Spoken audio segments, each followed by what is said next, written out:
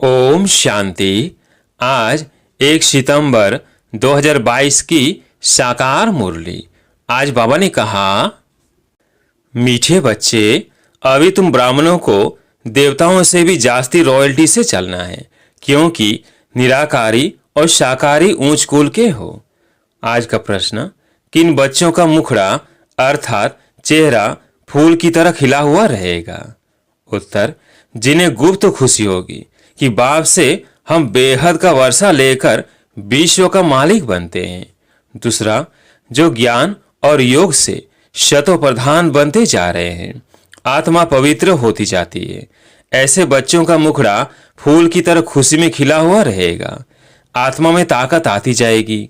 मुख से ज्ञान रतन निकलते निकलते रूप बसन बन जाएंगे। नई राजधानी का साक्षात्कार होता रहेगा। गीत है, मरना तेरी गली में। ओम शांति। मीठे मीठे बच्चों ने अच्छी तरह समझ लिया है कि हमको बाबा के गले का हार बनना है। यह किसने कहा? आत्मा ने कहा कि अभी आपके ही गले का हार बनना है, दैव मान छोड़ना है। अभी हम रुद्र माला में पिरोएंगे, वापिस जाना है। इसलिए जीते जी दे अभिमान छोड़ना है। आत्मा परमात्मा की संतान है, उनसे ही अब हम वर्षा ले रहे हैं। बच्चों को यह नशा रहना चाहिए तो बुद्धि शिव बाबा पास चली जाएगी। हम आत्मा उनकी संतान है। अय ब्रह्मा द्वारा उनके पोत्रे बने हैं। निराकार बाबा साकार दादा है। बाप है ऊंचते ऊंच। मनुष्य जो ऊंचे धनवान होते हैं वो बड़ी रॉयल्टी से रहते हैं। अपनी पोजीशन का नशा रहता है। तुम बच्चों को अंदर में बहुत खुशी होनी चाहिए। बाप की याद में रहना, यही देही अभिमानी अवस्था है जिससे तुम्हारा बहुत फायदा है। तुम बच्चे जानते हो कि हम ईश्वरीय संतान ब्रह्मा की संतान हैं। बाबा कहते हैं तुम मेरे बच्चे हो ही। अभी तुमको ब्रह्मा द्वारा एडाप्ट करता हूँ। तुम्हें यह नशा रहना चाहिए। हम निराकारी और शाकाहारी ऊंच ब्राह्मण कुल के हैं। अपने को ब्राह्मण समझना है। हम ईश्वरीय संतान ब्रह्मा की औलाद है। तुम जानते हो हम ब्राह्मण से देवता बन रहे हैं, यह भूलना नहीं चाहिए। तुम ब्राह्मणों को देवताओं से भी अधिक रॉयल्टी से चलना चाहिए।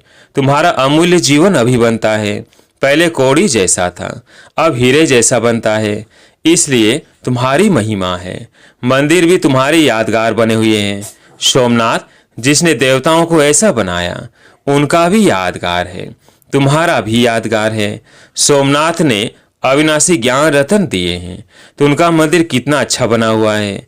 तुम जब गीत सुनते हो तो जानते हो अभी हम शिव बाबा के गले का हार बने हैं।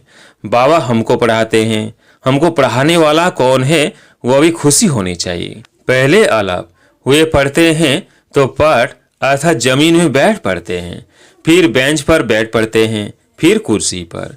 प्रिंस प्रिंसेस तो कॉलेज में कोच पर बैठते हैं। उन्हों को पढ़ाने वाला कोई प्रिंस प्रिंसेस नहीं होता है, वह फिर भी कोई टीचर होता है। परंतु मर्तबा तो प्रिंस प्रिंसेस का ऊंच होता है ना। तुम तो सतयुगी प्रिंस प्रिंसेस से भी ऊंच हो ना। वह फिर भी देवताओं की संतान है। तुम हो ईश्वरीय संतान जिससे वर्षा लेना है।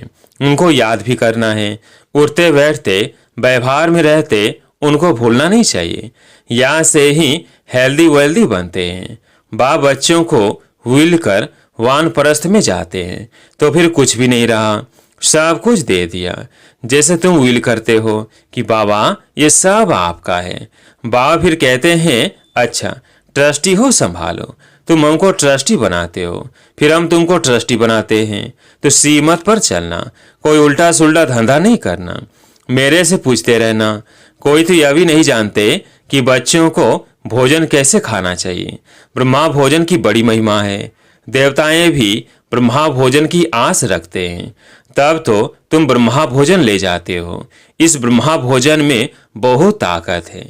आगे चल भोजन योगी लोग बनाएंगे। अभी तो पुरुषार्थी है। जितना हो सकता है शिव बाबा की याद में रहने की कोशिश करते हैं। बच्चे तो है ना, खाने वाले बच्चे पक्के होते जाएंगे तो बनाने वाले भी पक्के निकलते रहेंगे। ब्रह्मा भोजन कह देते हैं, शिव भोजन नहीं कहते हैं। शिव का भंडारा कहते हैं। जो भी भेज देते हैं वो शिव बाबा के भंडारे में पवित्र हो जाता है।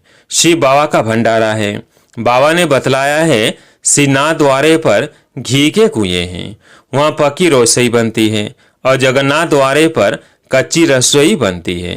फर्क है ना, वो है श्याम और वो है सुंदर। श्रीनाथ पास बहुत धन है, वहाँ उड़ीसा की तरफ इतना धनवान नहीं होते। गरीब और साहूकार तो होते हैं ना, अभी तो बहुत गरीब हैं, फिर साहूकार होंगे। इस समय तुम बहुत गरीब हो, वहाँ तो तुमको 36 प्रकार के भोजन मिलेंगे, तो ऐसी तैयारियां करनी चाहिए। भल प्रजा भी 36 प्रकार के भोजन खा सकती है, परंतु राजाई का मर्तबा तो ऊंच है ना, वहाँ का भोजन तो बहुत फर्स्ट क्लास होगा। सब चीज़ें A1 क्वालिटी की होती है, यहाँ सब चीज़ें Z क्वालिटी की है। दिन रात का फर्क है ना, अनाज आदि जो कुछ निकलता सब सड़ा हुआ रहता है। तुम बच्चों को बहुत नशा रहना चाहिए। कोई बड़ा इम्तिहान पास करते हैं तो नशा रहता है ना, तुमको तो बड़ा ऊंच नशा रहना चाहिए। हमको भगवान पढ़ा रहे हैं जो सर्व का सदगति दाता है। बाप कहते हैं, मैं तुम्हारा ओबीडियंट सर्वेंट हूँ। बाप बच्चों को ओबीडियंट सर्वेंट होता है ना, बच्चों पर बलि चढ़ फिर खुद वानप्रस्थ में चले जाते हैं। बाप कहते हैं, मैं भी बलि चढ़ता हूँ, परंतु तुम पहले बलि चढ़ते हो। आदमी मरता है तो उसकी चीजें करनी घोर को देते हैं ना, साहूकार होते हैं तो फर्नीचर आदि भी दे देते हैं। तुम बच्चे क्या देते हो? कीचड़ पट्टी। उसकी एवज में तुमको क्या मिलता है? गरीब ही वर्षा लेते हैं, बलिहार जाते हैं। बाबा लेते क्या है और देते क्या है? तो तुम बच्चों को नशा रहना चाहिए। बेहद का बाबा मिला है, मूत पलेती कपड़ धोते हैं। सिख लोग कहते हैं, गुरु नानक ने यह वाणी चलाई जिसका ग्रंथ बना हुआ है। भारतवासियों को यह भी पता नहीं कि हमारी गीता किसने गाई। गीता का भगवान कौन था? कौन सा धर्म स्थापन किया? वो तो हिंदू धर्म कह देते हैं, आर्य धर्म कहते हैं, अर्थ कुछ भी नहीं समझते। वह समझते हैं कि आर्य धर्म था।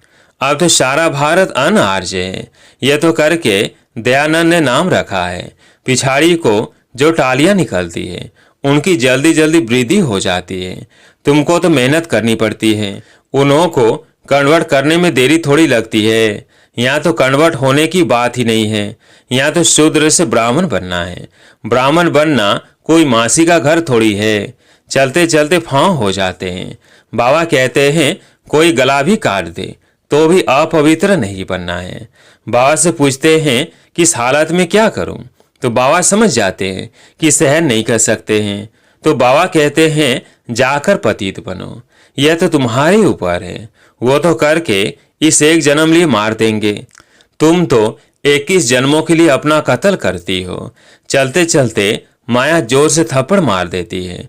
बॉक्सिंग है ना, एक ही घूसे से एकदम गिरा देती है। 15 से 20 वर्ष के शुरू से आए हुए भी ऐसे हैं जो एकदम छोड़कर चले जाते हैं, मर पड़ते हैं। ऐसे भी नाजुक है, भूल पर तो पछताना होता है ना। बाप समझाते हैं, बच्चे तुम यह डिससर्विस करते हो, यह ठीक नहीं है। शिक्षा तो दी जाती है ना, कोई घूंसा नहीं लगाया जाता है। जैसे कहते हैं ना, घर में बच्चे बहुत तंग करते हैं तो चमाट लगानी पड़ती है। बाबा कहते हैं, अच्छा उनके कल्याण के लिए करके थोड़ा कान पकड़ लो, जितना हो सके बड़े प्यार से समझाओ। कृष्ण के लिए भी कहते हैं कि उनको रस्सी में बांध देते थे, परंतु ऐसी चंचलता वहाँ होती नहीं है। इस समय के बच्चे नाक में दम कर देते हैं, तो बाप समझाते हैं कि बच्चे मंजिल बहुत ऊंची है। हर बात में पूछो, बाबा युक्तियां बतलाते रहेंगे।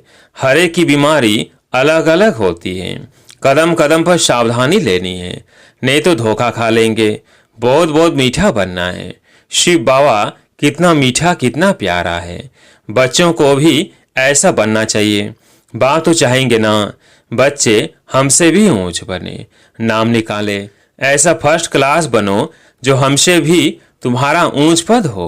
बरोबर ऊंच पद देते हैं ना, किसको ख्याल में भी नहीं होगा कि अब विश्व के मालिक कैसे बने। तो तुम्हारी चलन बड़ी रॉयल होनी चाहिए, चलना फिरना बोलना खाना बड़ा रॉयल्टी से होना चाहिए। अंदर में बड़ी खुशी होनी चाहिए। हम ईश्वरीय संतान हैं। लक्ष्मी नारायण के चित्र तो प्रत्यक्ष है, तुम तो गुप्त हो ना। तुम ब्राह्मणों को ब्राह्मण ही जाने और न जाने कोई। तुम जानते हो हम गुप्त वेश में बाबा से वर्षा लेकर विश्व के मालिक बनते हैं। बहुत ऊंच पद है, इसमें अंदर में बड़ी खुशी रहती है। मुखड़ा फूल की तरह खिला रहना चाहिए। ऐसा पुरुषार्थ करना है। अभी कोई ऐसा बना नहीं है, पुरुषार्थ करना है। आगे चल तुम्हारा बहुत मान होने वाला है। सन्यासियों और राजाओं को भी पिछाड़ी में ज्ञान देना है। जब तुम्हारे में पूरी ताकत आ जाती है, ज्ञान और योग बल से तुम्हें शतो प्रधान बनना है। मुख से सदैव रतन ही निकलते रहे तो तुम रूप बसंत बन जाएंगे। आत्मा पवित्र बनती जाएगी। तुम जितना नजदीक आते जाएंगे तो अंदर में बहुत खुशी होगी। अपनी राजधानी का साक्षात्कार भी होता रहेगा। तुमको अपना पुरुषार्थ बहुत गुप्त रीति से करना चाहिए, रास्ता बताना चाहिए। तुम सब द्रौपदियां हो। बाबा कहते हैं ये अत्याचार सहन करने पड़ेंगे बाबा के निमित्त। सतयुग में कितनी पवित्रता है। 100% वॉइसलेस वर्ल्ड कहा जाता है और अभी है 100% विशेष वर्ल्ड। तुम्हारी बुद्धि में है। अभी हम शिव बाबा के गले का हार बनने के लिए रूहानी योग की दौड़ी पहन रहे हैं। फिर हम विष्णु के गले का हार बनेंगे। तुम्हारा पहले नस्ल है ब्राह्मणों का, फिर तुम देवता क्षत्रिय बनते हो। उतरती कला में तुमको सारा कल्प लगता है और चढ़ती कला में सेकंड लगता है। अभी तुम्हारी चढ़ती कला है, सिर्फ बाबा को याद करना है। ये अंतिम जन्म है। गिरने में तुमको 84 जन्म लगते हैं। इस जन्म में तुम चढ़ते जाते हो। बाबा सेकंड में जीवन मुक्ति देते हैं। वो खुशी रहनी चाहिए। कॉन्ट्रास्ट किया जाता है उस नॉलेज से। हम क्या बनेंगे, इससे हम क्या बनेंगे, यह भी पढ़ना है और वह भी पढ़ना है। बाबा कहते हैं गृहस्थ व्यवहार में रहते भविष्य के लिए पुरुषार्थ करना है। आसुरी और देवी कुल दोनों से तोड़ निभाना है। एक एक का बाबा हिसाब लेते हैं, फिर उस पर वैसी युक्ति बतलाते हैं कि इस पर ऐसे चलो। भल कोई गुस्सा करे परंतु तुमको बहुत मीठा बनना है। कोई गाली दे तो भी मुस्कुराते रहना है। अच्छा, तुम गाली देते हो, हम तुम्हारे ऊपर फूल चढ़ाते हैं तो एकदम शांत हो जाएंगे। 1 मिनट में ठंडे हो जाएंगे। बाबा रांझू रमजवाज है। बहुत रमजे अर्थात युक्तियां बताएंगे। पतितों को पावन बनाते हैं तो जरूर रमज होगी ना। सीमत लेनी है। सीमत से श्रेष्ठ बनने के लिए आए हो। अच्छा, मीठे मीठे सिकिलधे बच्चों प्रति माता पिता बाप दादा का याद प्यार और गुड मॉर्निंग। रूहानी बाप की रूहानी बच्चों को नमस्ते। हम रूहानी बच्चों की रूहानी बाप दादा को याद प्यार गुड मॉर्निंग नमस्ते नमस्ते।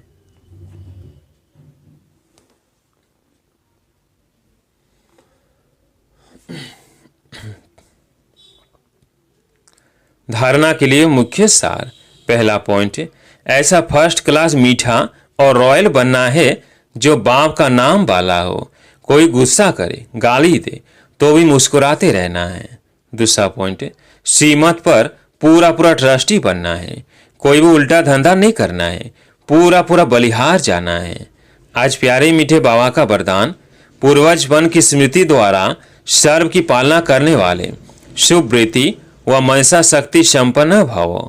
पूर्वजपन की स्मृति द्वारा सर्व की पालना करने वाले शुभ वृत्ति व मनसा शक्ति संपन्न भव। किसी भी धर्म की आत्माओं को मिलते व देखते हो तो ये स्मृति रहे कि सब आत्माएं हमारे ग्रेट ग्रेट ग्रैंडफादर की वंशावली है। हम ब्राह्मण आत्माएं पूर्वज है। पूर्वज सभी की पालना करते हैं। आपकी अलौकिक पालना का स्वरूप है बाप द्वारा प्राप्त हुई सर्व शक्तियां अन्य आत्माओं में भरना। जिस आत्मा को जिस शक्ति की आवश्यकता है उसकी उस शक्ति द्वारा पालना करना। इसके लिए अपनी वृत्ति बहुत शुद्ध